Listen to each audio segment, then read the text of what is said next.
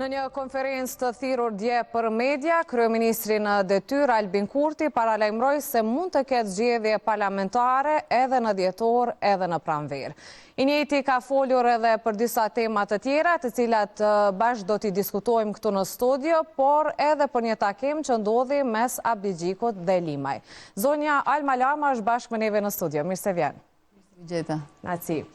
Do të fillojmë fillimisht nga kjo konferencë e kryeministrit në detyrë Albin Kurti. Dihet që kjo konferencë erdhi më njëherë pas dështimit për votimin e kabinetit qeveritar të propozuar nga vetë ai. Si e pa gjithë këtë situatë dhe si e pa konferencën në përgjithësi? E pa është si një paraqitje për të shfaqsuar, por dhe për të fajsuar. Nga një anë për të shfaqsuar për dështimin, për të krijuar qeverinë, më thënë, edhe pas deklaratave të tij dhe të zyrtarëve të vetëvendosjes për një kohë të gjatë që i kanë numrin e votave, dhe fakti që nuk i kishin dëshmoj qartë që ata nuk i kanë pasur asnjëherë, siç e kemi ditur të gjithë, por ka qenë një lloj mashtrimi publik, dhe sepse janë fajtor për bllokimin e kuvendit deri tani, domethënë. Kjo situatë, pra kur nuk i kanë pasur numrat, që e kemi ditur të gjithë, është dashur të zgjidhet me njëherë, pra të mos pritet, mos të humbë Kosova në 9 muaj kot, por të vazhdohet ose me zgjedhje të reja, ose të gjendej bashkëpunuesi për të bërë qeverinë. Nga ana tjetër, është një lloj dështimi për të krijuar koalicione, për të krijuar bashkëpunim, për të krijuar besim tek subjektet e tjera politike në mënyrë që ata t'i bashkoheshin në qeverisje, dhe këtu vjen pastaj edhe ajo që thash, që është fajsimi, në vend që ta marrë fajin vetë, domethënë për frymën që e ka instaluar, frymën jo bashkëpunuese dhe refuzuesve ndaj subjekteve të tjera politike, fajson të tjerat në mënyrë të veçantë fajson të LDK-n, sikur ajo ka për detyrë që të bëjë çfarë t'i thotë ky. Domethënë, zoti Kurti nuk i sheh subjektet e tjera politike si të barabarta në kuptimin e respektit dhe të bashkëpunimit, si subjektet të tjera, po i sheh si shërbëtor që duhet i nështrohen patjetër atij dhe vullnetit të tij për të qeverisur apo për pushtet. Pra, sako që nuk trajtohen si partner, do ta ketë shumë vështirë që të gjejë edhe në të ardhmen ndonjë partner qeverisës. Ose sako që nuk sillet në mënyrë serioze dhe dinjitoze, gjithnjë më shumë do të izolohet siç u izolua edhe tani. Domethënë, është një çorb që e ka gatuar vetë me mënyrën e komunikimit publik, me akuzat, me veprimet politike, dhe tani është kthyer në bumerang. Nga ana tjetër, është shumë e vështirë që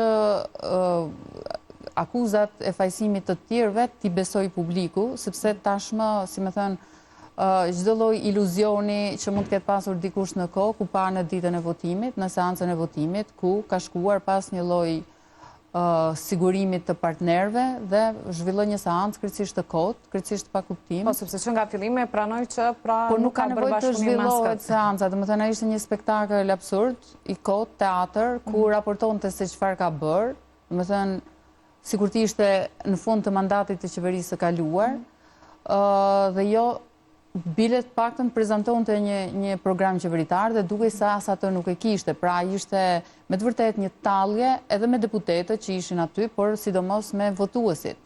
Pastaj zoti Kurti e ka të vështirë ta kuptojë që ai është deputet, nuk është më kryeministër. Qeveria e tij nuk ka legjitimitet.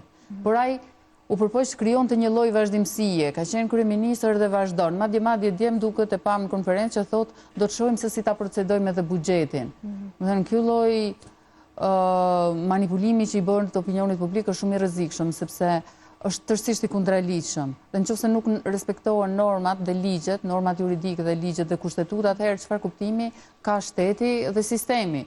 Pra, i bie që është një njeri që bën çfarë të dojë. Domethënë është një monark që sillet si të dojë pavarësisht nga ligjet ose ligjet i bën ai. Kështu që jemi në këtë situatë kaotike për momentin. Nga konferenca dje u tha që nuk ka marrë ftesë nga presidentja Vjosa Osmani, që ta citojmë, tha se e dim për herën e dytë është në diskrecionin e saj çështja mandatarit për formimin e qeverisë. Ndërkohë tha që duket nga ajo që ka dëgjuar dje se të gjithë janë të gatshëm për zgjedhje të reja edhe për balotazhin sa i përket zgjedhjeve lokale. Pra e tha edhe vetë që fokusi tashmë është tek zgjedhjet e reja dhe nuk po mendon ndonjë opsion tjetër ose nuk po shën ndonjë opsion tjetër që mund të funksionojë. Po sepse ky është skenari të cilin ai e ka përgatitur prej fillimit, prej ditës së zgjedhjeve, kur e ka kuptuar që nuk e ka shumicën vetë, pra vetëm si subjekt politik, për të bërë qeverinë. Dhe prandaj dhe ka zvarritur kuvendin, duke shfrytzuar ndoshta disa bushllëqe të vogla ose duke shkelur kushtetutën në mënyrë të qëllimshme disa herë, dhe duke mos lejuar konstituimin e kuvendit. Kjo besoj është parë nga gjithë, nuk do më asnjë lloj zgjuarësie për ta kuptuar. Domethënë janë vendimet e gjykatës kushtetuese që thonë e zeza mbi të bardhë që është shkelur kushtetuta. Në mënyrë qëllimshme, sepse nuk është që nuk janë të shkruara gjërat, dhe tani hedh opsionin e zgjedhjeve. E para është presidentja ajo që do duhej që të mbrinte në këtë përfundim, sepse momentin që i pari pra që ka arritur të ketë më shumë vota në kuvend nuk e bën dot qeverinë, siç ndodhi me zotin Kurti.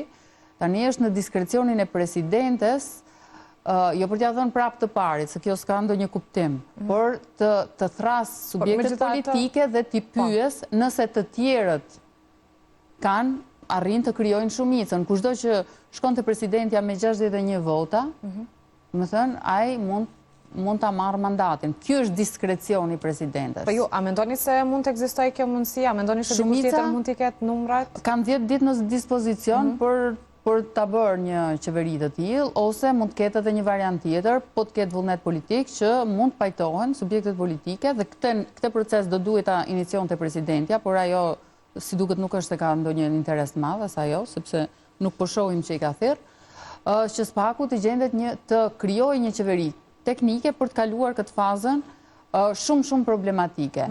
Sepse të shkohet tani në zgjedhje, nuk zgjedh asgjë. Kosova ngelet pa buxhet, domethënë nëse krijohet një qeveri teknike ku pajtohen subjektet politike për të dhe të japin 3-4 detyra shumë të rëndësishme, që është buxheti, që është miratimi i planit të rritjes, marrëveshja ndërkombëtare me Bashkimin Evropian, janë 880 milion euro që presin miratimin e kuvendit Kosovës, sepse ato nuk do t'i marrë më Kosova, dhe të bëjnë edhe aplikimin për në Këshillin e Europës, megjithëse aty kushti mbetet prapa asociacionin, ndoshta kjo është më problematike që ta bëjë një qeveri teknike. Atëherë, spaku këto dy detyra është mirë që t'i kryejë një qeveri teknike dhe të shkohet pastaj në zgjedhje për presidente, për krimin e qeverisë dhe president, për zgjedhjes së presidentit. Ajo ishte një shantazh ndaj subjekteve të tjera që po s'bot si them unë do shkojmë në zgjedhje dhe populli do t'ju ndëshkojë. Tani në zgjedhje lokale ne e pam që nuk është se i ndëshkojë populli këto subjekte. Në fakt, zoti Kurti me partinë e tij doli dobët krahasuar me zgjedhjet e nënshkurtit. Po kështu edhe nënshkurti krahasuar me zgjedhjet e 2021-shit ishte minus 10% apo jo të elektoratit. Kështu që ajo është çështje e votuesve, pastaj ata e marrin në dorë dhe do duhet të dinin ta vlerësonin se kush po i bllokon institucionet, a duan të kenë shtet që funksionon mbi bazën e ligjeve apo duan kaos, apo duan përfaqësues që e kanë vënë Kosovën në antagonizëm me partnerët ndërkombëtar, po kështu kanë vënë antagonizëm pra subjekti që ka dali pari me gjitha subjektet e tjera politike. Pra, është një, se me thënë, është një lloj lufte me brenda dhe lufte me jashtë. Ndërkohë që në demokraci ka kundërshtar politik, po nuk mund t'i perceptosh kundërshtarët si armiq. Dhe kjo është ajo çfarë po ndodh realisht në realitetin ton politik, që po përdoret metoda e polarizimit të skajshëm të shoqërisë. Ju pyesni për konferencën dje. Flitet vetëm për LDK-n, nuk flitet për PDK-n. PDK sot nuk i kemi dërguar, thotë. Qëllimi ishte që t'jep disa mesazhe dhe prapë krijon të krijojë një pol. Ka shumë kohë, domethënë, dy pole. Por ai nga njëra ana dhe nga ana tjetër është kundërshtari që është PDK-ja. Gjithë tjerët duhet të jenë satelit vetëvendosjes, sipas Albin Kurtit. Domethënë nuk duhet të ketë në mes, sepse vetëm duke krijuar polarizim të skajshëm, ai arrin të mbjetoj në politikë, duke krijuar kriza, duke shkelur ligjet, duke shpallur armiq të brendshëm, të jashtëm, gjykatat, gazetarët, kundërshtarët politik, subjektet e tjerë. Mirë po, kjo është frymë krejtësisht jo demokratike dhe jo politike, sepse është jo demokratike se çdo polarizim i skajshëm i shoqërisë çon në përplasje shumë të mëdha, përveç që faktit që nuk zgjidhen problemet, sidomos për një shoqëri që ka dalë nga lufta, që është goxha fragjile, që ka probleme të mëdha të konsolidimit ndërkombëtar, siç është Kosova, pra si shtet, nuk e ka, si thuash, atë maturinë e nevojshme apo përvojën do të thoja të nevojshme që kanë shtetet e konsoliduara demokratike, që kanë kaluar në përfaza të ndryshme. Pra Kosova gjithsesi është një demokraci e re me probleme të njohjes së shtetit, me probleme me shtetet fqinje, me probleme të brendshme, me minoritetet që nuk i duron shumë këto ndasi të mëdha dhe përplasje të mëdha. Dhe siç e kemi pa, pikërisht prandaj dhe kanë ardhur Kosovës edhe sanksionet nga Bashkimi Evropian, si një mesazh që mos krijoni tensione, mos krijoni përplasje dhe ndasi, sidomos me minorancat. Sepse kjo mund të çojë në eskalim të situatës. Kur jemi tek subjektet politike, me që i përmendëm, e përmendëm edhe më herët që ka qenë gjatë ditës të djeshme dhe takimi me Savdigjikut dhe zotrit Fatmir Lima. Ai njëjti tha se ka një mik shumë të mirë, po çka janë këto zhvillime, çka po tentohet bëhet edhe a mundet ndoshta që Kurti pak të ndihet më i pafuqishëm kur i shet që subjektet politike tashmë kanë filluar ato takimet edhe bisedimet ndoshta edhe për koalicione, nuk e dihet. Po nuk e di sepse me stadion s'kanë bërë publike diçka ata, për çfarë kanë biseduar, por mos harrojmë që jemi edhe në fazën e zgjedhjeve të balotazhit, megjithëse nisma është subjekt i vogël politik, mund diskutohet pastaj edhe për koalicione në zgjedhjet, sepse siç po shihet pra do të ketë zgjedhje shumë shpejt. Për zgjedhjet e ardhshme, nisma është subjekt i vogël dhe ndoshta kërkon një partner qeverisës, kështu partner për të garuar në zgjedhje, nuk e dim, kështu që nuk mund të spekuloj, por gjithçka është e pritshme, ndërsa për sa i përket zotit Kurti, nuk besoj që këta mund ta friksojnë, as se kanë, si thuash, atë objektiv për ta friksuar, por mendoj të kundër në fakt që subjektet politike, ish opozita, nuk janë treguar shumë në nivelin e detyrës. Domethënë janë treguar shumë tolerancë, si më thënë, shumë Çka do duhet bënin më shumë? Të mefsht, por nuk kanë përdorur asnjë nga mjetet demokratike që i kanë në dispozicion në masën e duhur, për shembull, as gjatë qeverisjes, as tani si opozit. Mos harrojmë që këtu bëhet fjalë për luftë për kush e fiton, si më thënë, debatin publik. Dhe ti po të shohësh ishe në kor njerëzit e vetvendosjes duke shtyrë përpara manipulime, domethënë demagogji, gënjeshtra, për shembull, i kemi numrat, ndërkohë që nuk arrinin, domethënë që të votohej kryetarja e parlamentit, ose është shkelur kushtetuta, ose për shembull votimi nën kryetarit të parlamentit serb që nuk është shkelur kushtetuta, ose nejnë të ndryshme, ose çështje të ndryshme që kanë ardhur në publik gjatë gjithë kësaj kohe, ku duket se realiteti pothuajse përmbyset, është përmbyset e vërteta. Dhe sot jemi përballë kësaj, domethënë, gënjeshtrave publike që pastaj fillojnë diskutohen edhe nëpër studio dhe në debatin publik, përsëriten pafundësisht dhe krijohet një lloj moskuptimi se cila është e vërteta dhe cila është gënjeshtra, dhe duket sikur të dyja vendosen në peshore, nga tanoi peshorja pastaj. Po do duhet ishte plotësisht e kundërta, gënjeshtra nuk do duhet ishte fare, domethënë, pjesë e debatit publik. Siç po tentohet. Për shembull, të diskutosh ti që e diskutojmë nëse kjo është e bardhë apo e zezë kur ti e shef që është e bardhë. Jo, po disa thonë është e zezë. Po jo, nuk mund t'jetë. Domethënë ka loj fjalësh dhe ka, domethënë, manipulim shumë të fuqishëm me realitetin objektiv, për mendimin tim. Dhe opozita nuk arrin të as të artikuloj dhe as të dekonstruktoj. Ose edhe kur e bën këtë, domethënë e bën në mënyrë shumë të mefsht. Duhet angazhim shumë më i madh në gjitha strukturat, ata janë subjekte politike.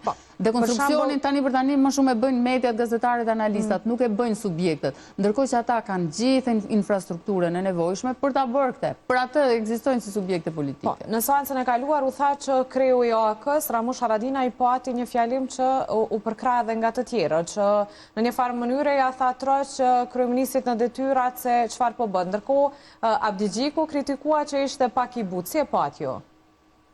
këto fjalime që u mbajtën pas dështimit për votimin e kabinetit qeveritar? E pash, dhe më thënë, e pash si një dështim edhe të këtyre, sepse në fakt, me që u mbajt seanca, pyetja do të ishin më të ashpër. Me që u mbajt seanca, sepse thash ishte jo e domosdoshme ajo seancë, kur nuk i ke numrat, sepse edhe ajo ishte pjesë e kësaj lojës Albin Kurti, do me thënë, për t'i nxjerrë aty, për të bërë spektakël, për thonë, ja ku jemi ne, po ju s'po na votoni, ju e keni fajin. Ndërkohë që ky është totalisht realitet i përmbysur. Do me thënë, nuk funksionon kështu në demokraci. Në demokraci funksionon nëse si ke votat vetë, kërkon koalicion. Kjo është logjika normale e të bërit të gjërave. As takime, as insistime. Ju duhet të më votoni mu, unë ja ku jam, po ju duhet të më votoni mu të nënshtroheni. Më thënë, kjo lloj sjellje politike që është përmbysje e normalitetit, ose e asaj që e njohim ne si normale, është Orwelliane. E George Orwellit, vetëm në romanet e tij ti mund ta shohësh domethënë këtë lloj përmbysje. Thotë, me që u mbajt, pra me që ata i shkuan në seancë, e provoj që si ka numrat dhe mbajten edhe fjalime. Ata nuk e shfrytzuan, si thua, foltorën për t'ju përgjigjur, prap i zu të papërgatitur.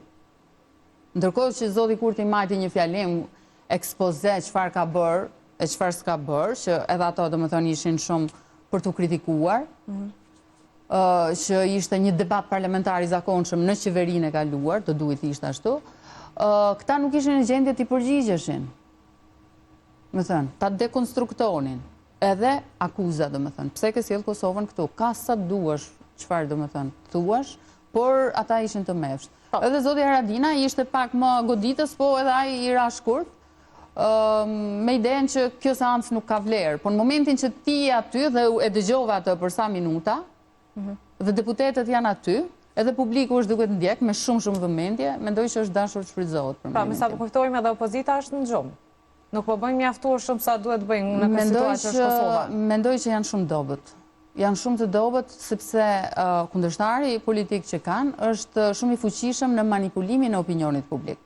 Jo në mënyrën e qeverisjes. Në qeverisje ka dështuar plotësisht, edhe pranojnë gjithë, justifikohen, thonë jo po s'ka njerëz, po më fal, po pse s'ke njerëz? Është pafësia jote për të bashkëpunuar me njerëz, për të bashkëpunuar me subjekte, vetëm duke sharë dhe duke mohuar atë çfarë është arritur, duke përplasur me gjithë, kjo nuk është mënyra se si bëhet politika ose se si do duhet qeverisej. Por opozita nuk është në gjendje t'i artikuloj sa duhet dhe t'tingëllojë besueshme tek publiku. Dhe për këtë e ka fajin opozita. Çka do të doni që të bënte opozita tutje? E para nuk ka shfrytzuar shumë, për shembull, nuk ka shfrytzuar debatet e mundshme, pyetjet parlamentare, po flasim gjatë kohës së qeverisjes, nuk i ka shfrytzuar në mënyrën e duhur, nuk ka shfrytzuar ngritjen e komisioneve hetimore, nuk ka shfrytzuar protestat publike, nuk i ka shfrytzuar, domethënë, nuk po flasim për protestat dhunshme, por fuqinë e elektoratit, nuk e ka shfrytzuar as për çështjet më madhore. Nuk e kemi parë njerëzit, domethënë, që dalin në rrugë dhe protestojnë. 9 muaj zvarritje të themelimit të institucionit, 9 muaj talje me institucionet e Kosovës, me kuvendin. Dhe ne nuk kemi pas një aktivitet të fuqishëm politik, ku edhe rruga do duhet të përfshijej. Rruga është mjet i demokracisë, protestat në rrugë. Apo ju pëlqen qytetarëve kjo zvarritje? Ta shohim se si do të ndodhi pas 1 janarit, kur nuk do t'i marrin shumica pagat. Nëse nuk e shkelin ligjin prapë dhe fillojnë të... Njëjta situatë. Ajo është vepër penale, pastaj. Në momentin që dikush firmos që të kaloj buxheti pa autorizimin e kuvendit dhe kjo qeveri... Po sepse janë disa procedura të cilat jo, nuk mund të, kjo nuk ka legitimitet. Do duhet ishte themeluar qeveria që të merrej pastaj me buxhetin, sepse duhet miratohet në parlament. Buxheti është ligj, është një nga ligjet kryesore që miraton kuvendi. Tani për tani nuk ka kush ta propozoj. Këta që janë aty, si që shihni, ata ulen në... Ku ulen ata? Cilët janë ministrat sot? Ku ulen? A ulen aty të deputetet, nuk ulen të ministrat. Kështu që si do ta propozojnë, kur janë ministra? Jo, janë shumë qarta. Vetëm nëse dikush kërkon t'i bëjt pa qartë. Cili mund ta propozoj? Asnjë nuk mund ta propozoj. Nuk u vend, nuk ka mandat askush për ta bërë një gjë të tillë. Kështu që nëse konsiderojmë që kuvendi është konstituar, sepse edhe kjo është me dilemë, Kjo është me pikpyetje shumë të madhe, sepse lista serbe është ankuar në gjykatën kushtetuese dhe mendoj që ka pasur shkelje të kushtetutës edhe në raport me zgjedhjen e nënkryetarit. Pra zvarritje pa fond, po, absolutisht që ka mundësi. Zvarritje pa fond për madje edhe vetë mandatin që e ka thënë zonja Osmani zotit Kurti është i paligjshëm. Mendoj që është shkelje kushtetutës. Do ta shohim se si do të zhvillohen, por do të shohim se çfarë përgjigje do të jemi pas ankesës nga lista serbe. Sepse gjykata kushtetuese do të veprojë, nëse nuk e pezëllon punën e kuvendit, vendimin do ta jap. Kështu që, domethënë, mund të jetë shkelje. Dhe nëse konsiderohet shkelje kushtetues, zgjedhja nën kryetarit, i bie që kuvendi nuk është i konstituar apo jo. Dhe pa u konstituar kuvendi, as presidenti as ka të drejtë që të jap mandatin dikujt për të bërë qeverinë. Pra jemi në situatë krejtësisht antikushtetuese për mendimin tim, që po bëhet me qëllim për të zgjatur mandatin e zotit Kurti në qeveri pa mandat.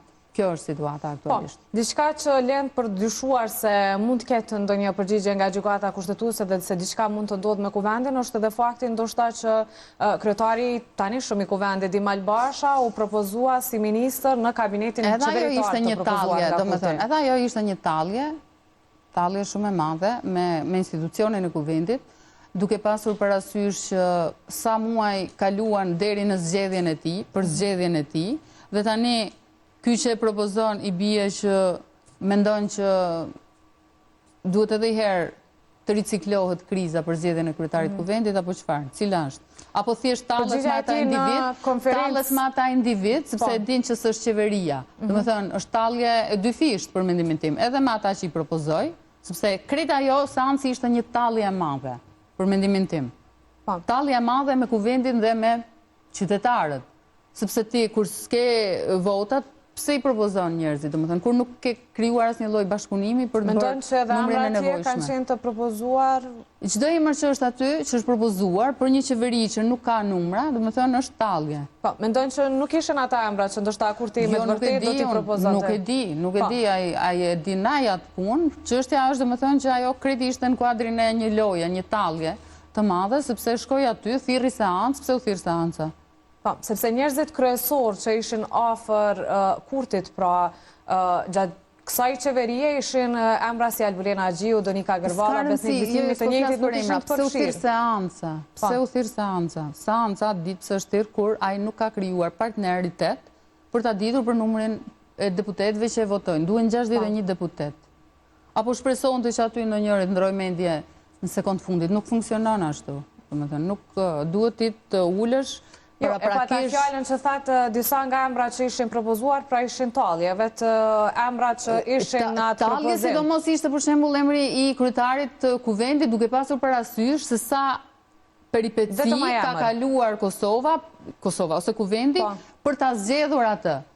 Dhe nëse ta zëm, ishte bërë qeveria dhe ai kalon në një pozitë tjetër, tashi duhet zgjidhet një kryetar tjetër i kuvendit. A duhen prap 61 vota? Për shembull Albulena Agjiu nuk ishte e përfshirë. Çka mund të ndodhë? Po sepse ndoshta ai po mendon që në mënyrë automatike ta zgjedh, po kjo nuk mund të ndodhë në mënyrë automatike. Nuk funksionon ashtu. Pra janë lojra, domethënë, që bëhen me procedurat, por nuk funksionojnë. Në fund e kemi pa gjithë që çdo lojë që ka marrë kohë, që e ka bërë, po ka marrë kohë, ka zvarritur, në fund e ka marrë një përgjigje që i ka treguar që kjo nuk funksionon. Mirë, po ai e vazhdon atë lojë, e vazhdon sepse nuk po e sheh që ka irritim as të qytetarët, as nuk ka kundërshtar të fuqishëm politik që t'i dalin përpara.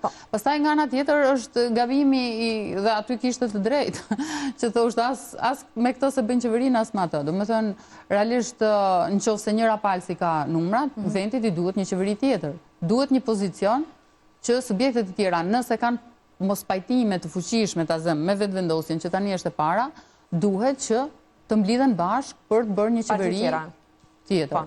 Por mendoj që zoti Kurti ja ka dalë ta instaloj frikën nëpërmjet manipulimit të opinionit publik dhe instalimi i frikës ka ndodhur në subjektet e tjera politike. LDK-ja është në fokusin e sulmeve, sidomos në lidhje me këtë, dhe prandaj e kemi këtë situatë. Pra, zguxon të bashkëpunoj me PDK-n sepse menjëherë i sulet që po bashkëpunonin me PDK-n me listën serbe etj. Keni pasi e përdorin dhe listën serbe si gogol për të akuzuar të tjerë. Domethënë, do të vazhdoj manipulimi opinionit, kështu që këto subjekte mendojnë që zgjedhjet do t'jenë zgjidhje, po nuk mendoj ashtu. Mendoj që duhet thjesht ndryshojnë strategji dhe veprimin politik. Po, kur jemi tek Kurti dhe Abdigjiku, sepse duket që Kurti nuk ka interes fare me PDK-n të bëj koalicion, të paktën kështu është shprehur shumë herë, por dje gjatë konferencës tha që po habitëm me gjestet e Abdigjikut. Tha se unë e kam uruar kur ai është bërë kryetar. E tha çfarë se e ka uruar? Që kjo është, do me thënë, fëminore, komplet. E ka uruar, shumë mirë ka bë, po s'ka bë një veprim normal, mirë po gjitha veprimet e tjera nuk i ka normale. Pastaj, si mund të habitet kur eksperienca me LDK-n, zoti Abdigjiku nuk është individ, ka para punës, po është kryetari i LDK, se si individ ata mund të kenë raporte shumë të mira. Po subjekti politik, që është LDK-ja, në 2019 e kemi pasë si është sjell me të, apo jo, 2020 kur ishte që ra qeveria. Kur u soll në mënyrë jashtëzakonisht arrogante duke prishur koalicionin me LDK-n, më thënë.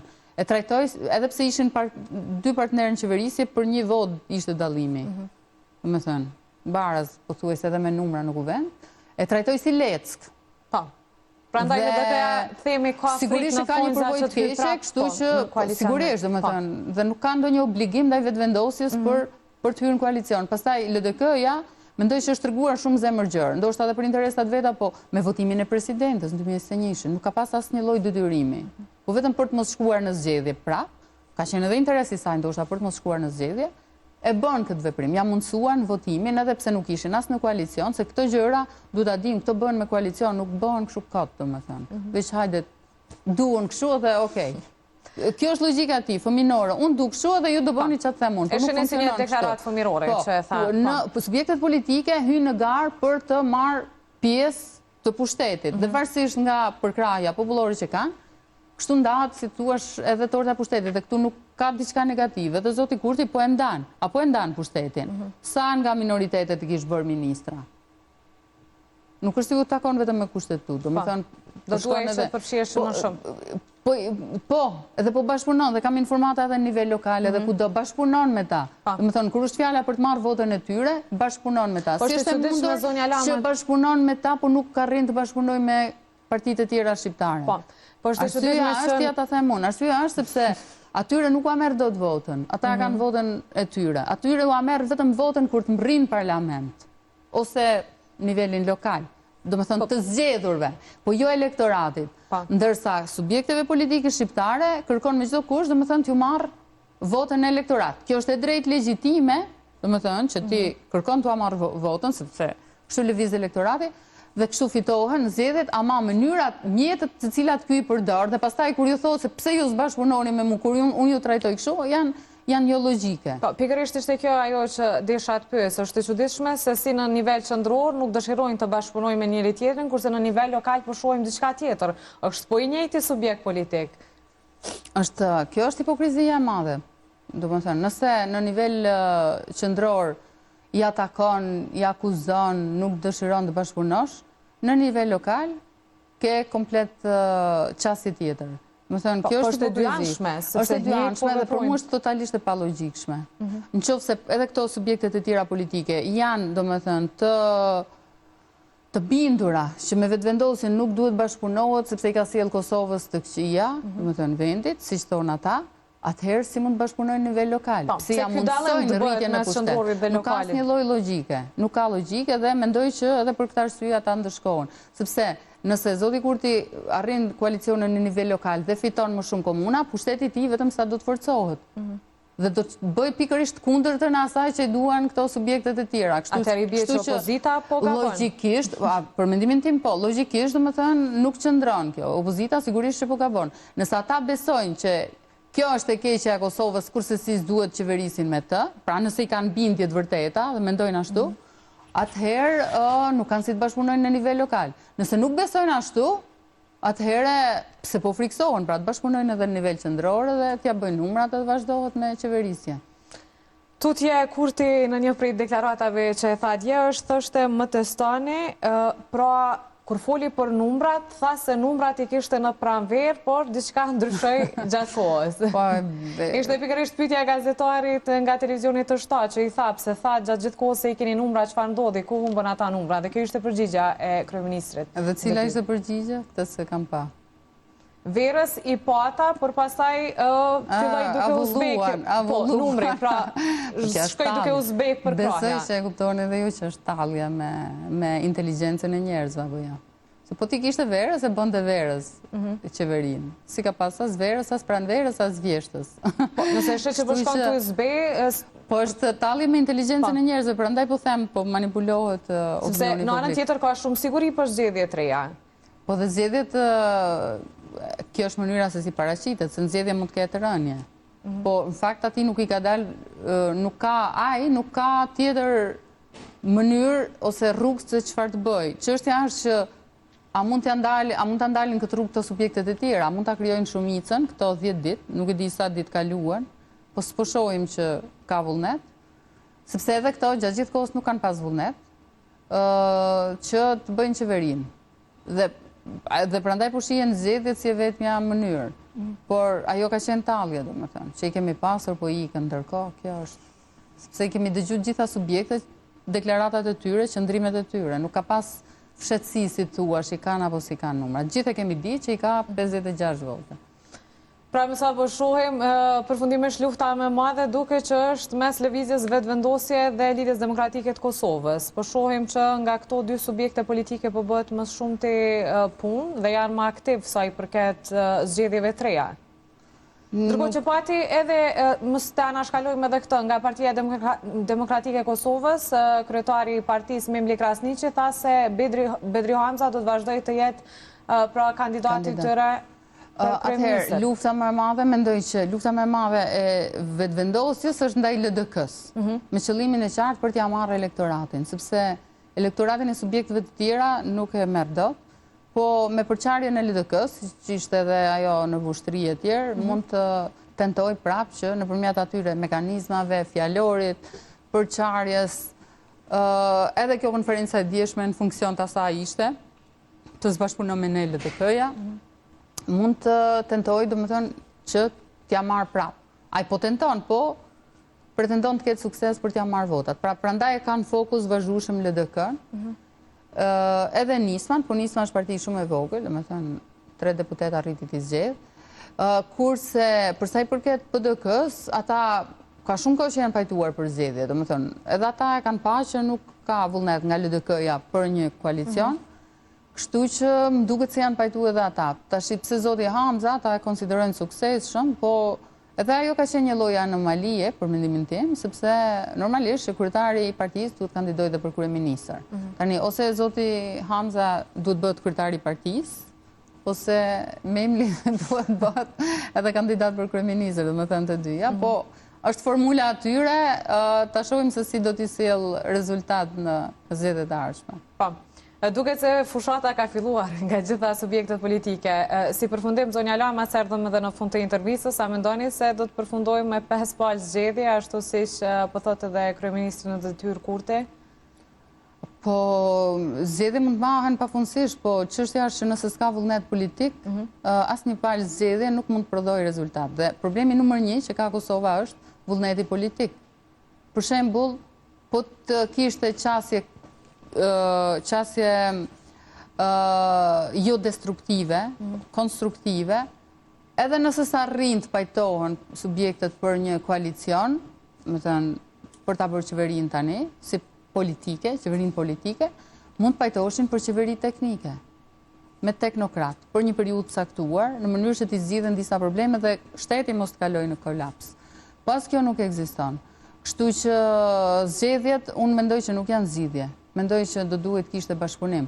Ndonjëherë janë, sepse mund ndryshojë elektorati dhe nëse ato mbahen tani, me siguri do të ketë ndryshime, domethënë sepse 3-4 numra mjaftojnë për ta ndryshuar, si thua, realitetin politik, por realisht për ta ndryshuar duhet përmbysje e madhe. Përmbysje e madhe e numrave që të krijohet qeveria e ardhshme dhe të mos ketë më probleme.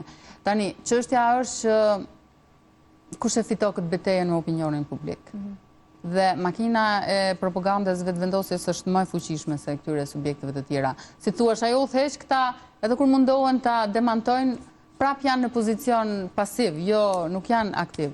Kështu që mendoj që duhet të jenë më proaktiv në opozita ose partitë e tjera, jo vetëm duke shpalosur programin, jo vetëm duke bërë një fushat të mefsh, si që ishte më herët, dhe me thënë pozitive, por duke thënë të vërtetat.